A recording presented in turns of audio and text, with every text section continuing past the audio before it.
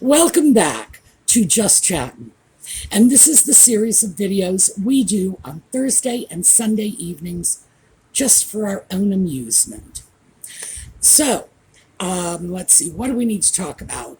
We are in the living room today, even though it's very, very warm, because I don't want to continue to inflict the drone of the air conditioning on you. I do have to say, because people occasionally write in about this, I am not unaware of the fact that I am frying my S's. Boy, and I sound like a snake. The only thing I can say is that is the last little remnant of the Bell's palsy that took me down in 2020. All things considered, I had a better recovery than I ever could have imagined, much better than I was entitled to at my age. I will see if I can throw in a clip of what I looked like 2 years ago when half my face was frozen. No, I won't. That's embarrassing. All right, use your imagination. It looked dreadful. But I do still have a little bit of a speech impediment left. Maybe it will resolve itself in time. I'm not holding my breath. As I say, the recovery I got, given my age, was absolutely amazing. So it would be very ungrateful of me to sit around and curse the universe because I didn't get a little more. Oh, please. Okay, so that's it. Now that I've sort of used you for therapy. I hate when people do that on YouTube. They get on, they talk about their problems. Just wanted to explain why we are doing this. I got comments about my hair blowing around last time, so I've got it pinned up in a scarf. You got to know, I'm going to get comments from people saying, why'd you put that scarf in your hair? If you got a better idea, let me know, and I'll certainly take it into consideration. There are a few things I want to talk about in this video, and I suppose one of the things we're going to have to do is just take a look at what's in the news. So we will do that when we come back.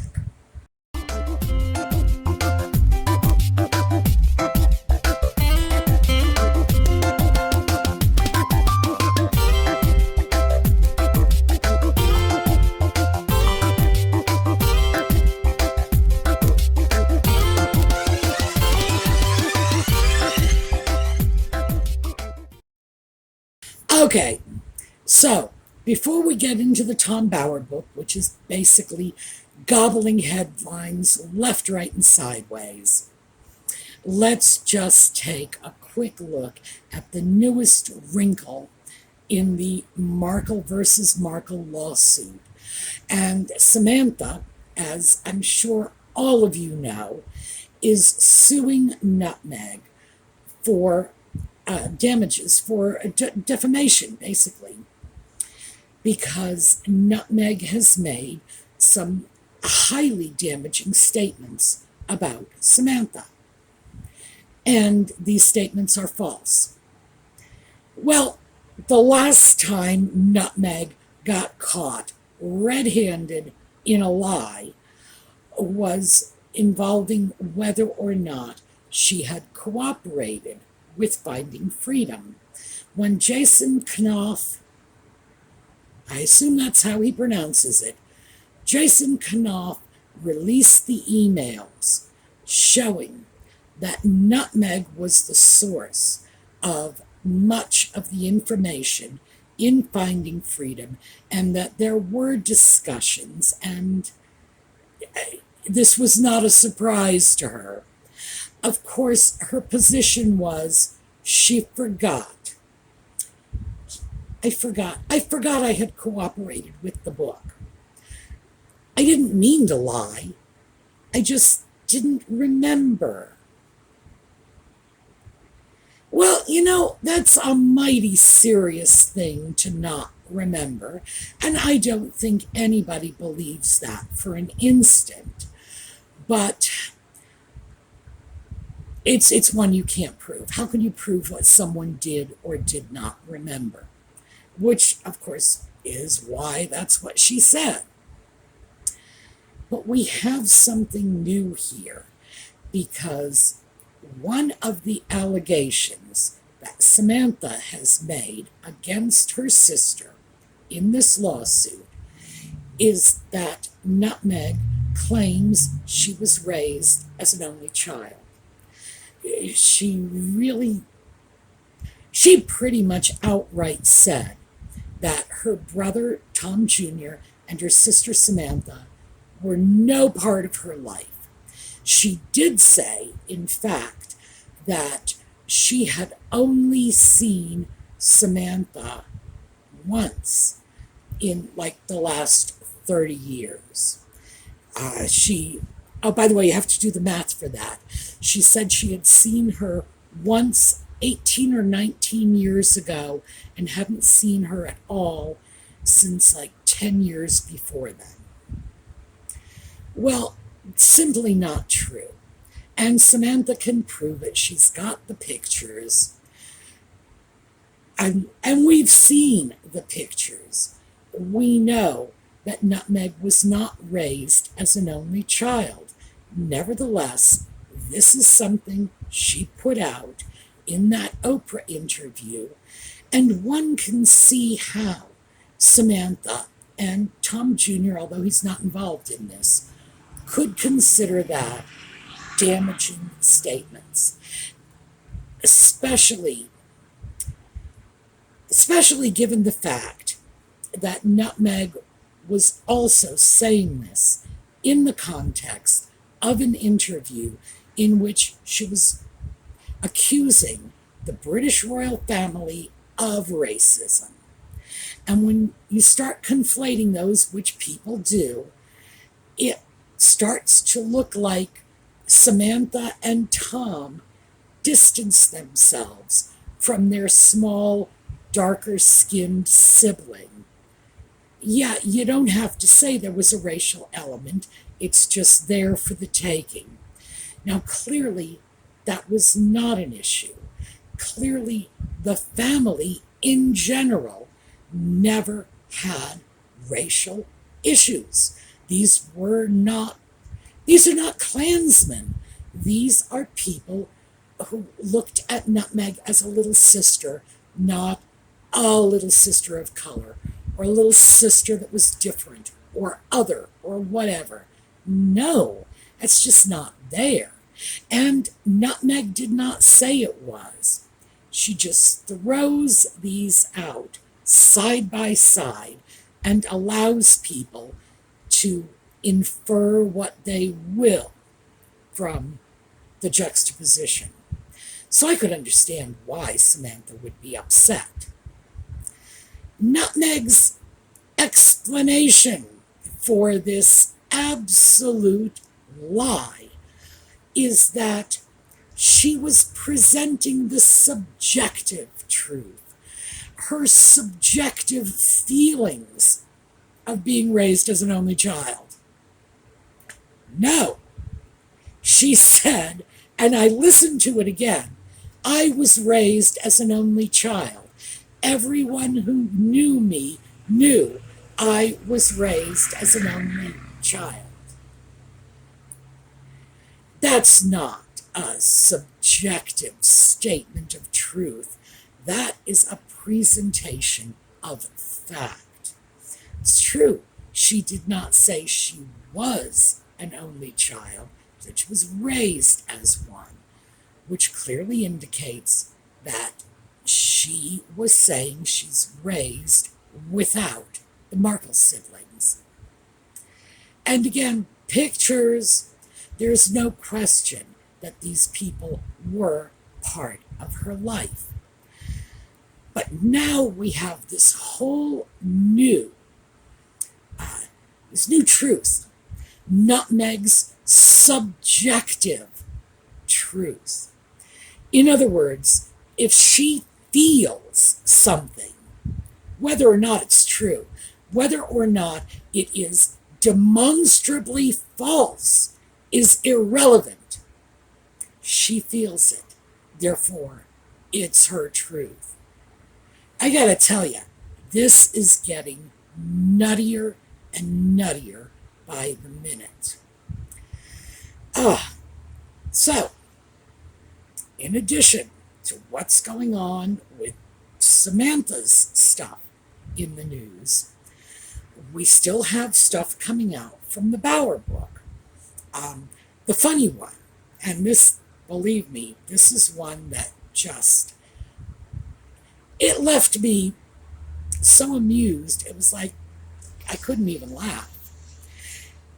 Harry took Nutmeg, brought her off to the Spencer relatives, said, "Hey, look, isn't she just like Diana?"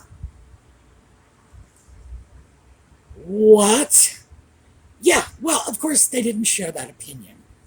And Nutmeg, for her part, has nothing to do with the Spencer relatives, which, by the way, given her relations with other members of her family, we have to say the Spencers are getting off easy. They're just getting ignored. The rest of her family is getting completely trashed. So, good for you, Spencers. You somehow managed to scoot out of the line of fire. Yeah, that one was just too ridiculous for words. It does tell you, however, that Harry honestly believes Nutmeg is the reincarnation of his mother.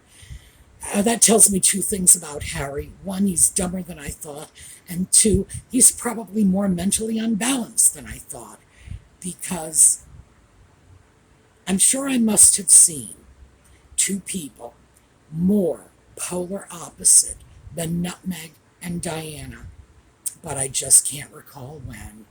Whoa. Another comment to come out from the Bauer book is the speculation that Tom Markle has been cooperating with Tom Bauer in order to change the narrative, to sort of impose his narrative of what Nutmeg's early life was, throw that out there, to counteract the crazy stories she's throwing out. And I do say they are crazy stories because a few years ago, her whole thing was, she grew up privileged and she went to the best schools, and this was when she was trying to be an influencer, when she was trying to impress people at Soho House and trying to gain followers with her blog, The Tig. That was when she was playing upper middle class fashion icon. Now that she's playing rags to riches, pauper to princess, she's got a new narrative. And the new narrative is obviously a poor reflection on Tom Markle, because he did not raise his child in poverty. But here's the thing, and there's a reason I brought that up. Because along with that, I have been watching the Royal Grift videos on YouTube. And she has been releasing she calls it a book review of the Bauer book. She's been reading out chapters. By the way, it's very funny. And so go on over and check it out. But she's also said she had problems with the timeline. Now, here's the interesting thing. That led me back to Tom Markle changing the narrative and a problem in the timeline that I uncovered myself months ago when I was doing the video on how old Nutmeg really is. Because there was a major flaw in that timeline. So, that's what we're going to talk about next. If Nutmeg was born in 1981, and I do believe she was. 1981. Her father has said so, her sister has said so, and these people are not exactly her best friends. So, would they lie for her? I very much doubt it. The school records support a 1981 date of birth, but you know what doesn't? There were two things. There was a graduation picture from junior high school, and interestingly enough, the junior high school she went into graduated students in a cap and gown from the 8th grade, but did not graduate them in a cap and gown from the 12th grade.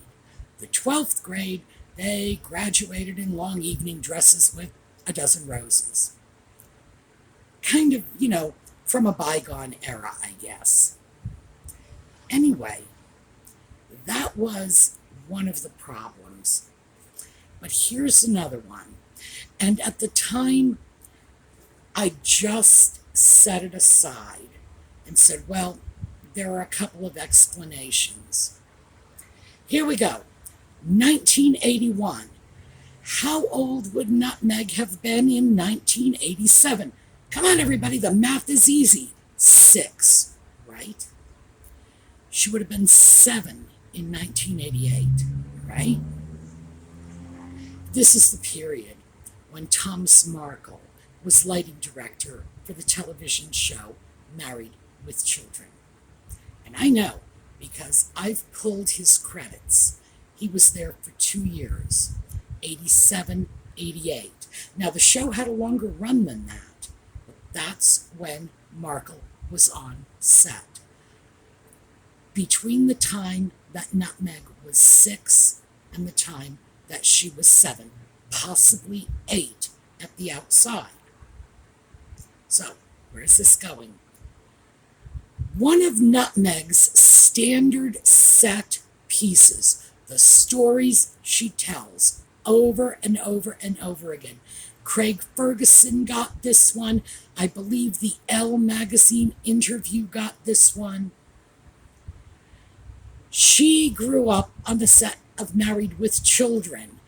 She was leaving parochial school in her little parochial school uniform to go to the set of Married with Children. Well, the problem with that was she wasn't in parochial school when she was 6 or 7. Anything that was going on would have been at best a distant memory when she was 6 or 7. But showing up in that school uniform, no, that would have to be junior high school. That would have to be at least 5 years later. So, as I say, I came across that tidbit when I was trying to figure out how old she was. My conclusion at the time was this never happened. If she did show up on the set of Married with Children, it would have been occasionally, and it certainly would not have been when she was in junior high school in that uniform. She would have been far too young. So again, we've got a conflict in the timeline. I believe Nutmeg made it up because she thought the story of showing up in a parochial school uniform was cute. She threw in the uniform, she threw in the parochial school, she conflated two separate real things, parochial school, which would have taken place much later, Married with Children, which would have been when she was very young, 1st, 2nd grade, bang. And of course, when she was in 1st or 2nd grade, she would not have been able to perceive much of what was going on in the show. So where was Thomas Markle when she was actually in junior high school? Well, at that point, he was on the set of General Hospital. And he had done a long stint with them, about 17 years on and off, and some period with their spin-off. Oh, by the way, the other thing I should mention, lighting director, when he was lighting director for Married with Children, and this is the reason I say she did not grow up on that set. He was lighting director for 11 episodes over the course of 2 years. This could not have been a sustained, everyday event for her, not by a long shot. 11 episodes over 2 years. However long it takes to film those episodes, and for the sake of argument, let's say it takes a week. That would have been 11 weeks over 2 years. Definitely an embellished story. Then we go back, General Hospital. He did 68 episodes with them. Much of that was when Nutmeg was older. So, where do I think she actually spent her time? I believe she spent it on the set of a soap opera instead of Married with Children. Why would she choose Married with Children? Easy. It's bigger. A funny thing is, if you actually took a look at General Hospital in the 80s, when because Thomas started working for them in 79 and worked through 96. So essentially his time with General Hospital encompassed the time when that was the hottest show on television. And I swear to you, this is the truth. I know you're thinking of soap opera. Are you crazy, Sue? When I was in grad school, I remember the kids on campus, they would be, the undergrads, they would be scurrying off when General Hospital came on to sit in front of the sets, and campus would practically clean out during General Hospital time.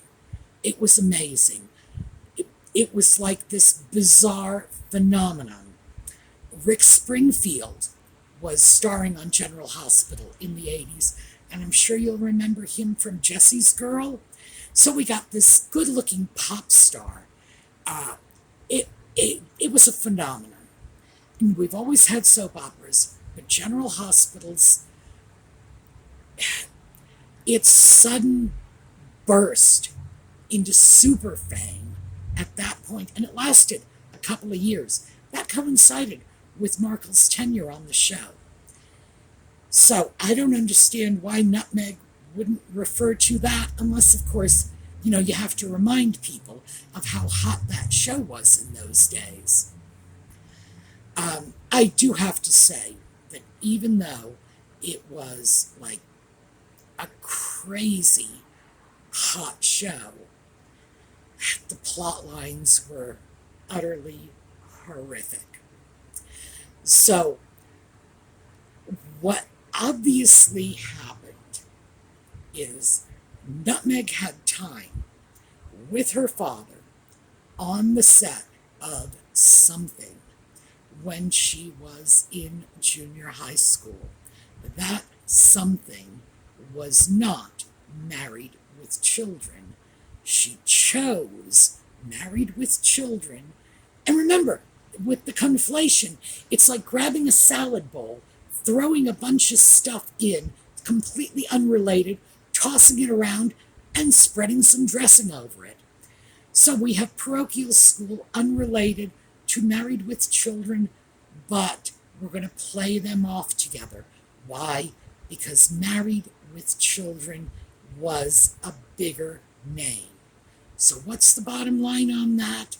As far as I can tell, she has completely fabricated a timeline.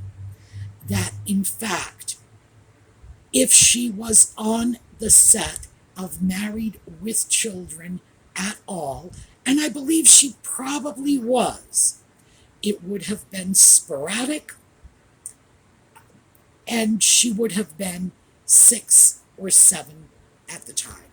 And that's just, all that is just very simply taking Thomas Markle's lighting credits and the time and doing the math. So, we're going back to, I got this from the Royal Grift, remember, because she was talking about inconsistencies in the timeline. I believe that the reason we see so many inconsistencies in the timeline Nutmeg throws out is because she's really making this stuff up. Even when this much is true, it's thrown in with this much that ain't, and you come up with a timeline that you cannot possibly add up. Even little things like, when did she and Harry actually meet? Who knows? The funny thing is, I'm not even really sure that she and Harry are clear about that. When you shift a story around so many times, when you take one version of the story and hand it to one friend, and then another version of the story and hand it to another friend, you can actually start to lose sight of what the reality is. I do believe this is what's going on. I don't think we are ever going to completely understand the time frame of when she was doing what with whom. Because truth is, I just plain think she's been lying about it too long. I think she's been lying about it to the point where she doesn't know anymore. All right, so that's what I have for you today. What have we got? We've got Nutmeg creating subjective truth as somehow an alternative to real truth, but a valid alternative to her truth. Let's see if a court takes that. We have the Bower book discussing Harry taking Nutmeg off to Diana's relatives, saying, "Oh, look, doesn't she remind you of Mom?" And the Spencers saying, "Oh dear, what is he smoking?" We have a timeline that is, frankly, it's falling apart all over the place. We can't blame Tom Bower for that. He gets his information from Nutmeg's friends and co-workers and whatever. For the most part, they're getting the information from Nutmeg, and Nutmeg lies about everything. There's nothing that's off limits for her. So, are we ever going to be able to just untie the Gordian knot that is Nutmeg's reality? I doubt it. All right, I will see you all this weekend for Thrifting and Project videos, and I will see you again on Sunday night for more Just Chattin'. In the meantime, have a terrific day. We're going to take a look at a slideshow on the way out, and stay cool. I realize I'm not the only one dealing with torrid temperatures. Stay cool. If you have older friends and relatives, keep an eye on them. This heat can be very dangerous for the elderly. All right, I will see you all next time.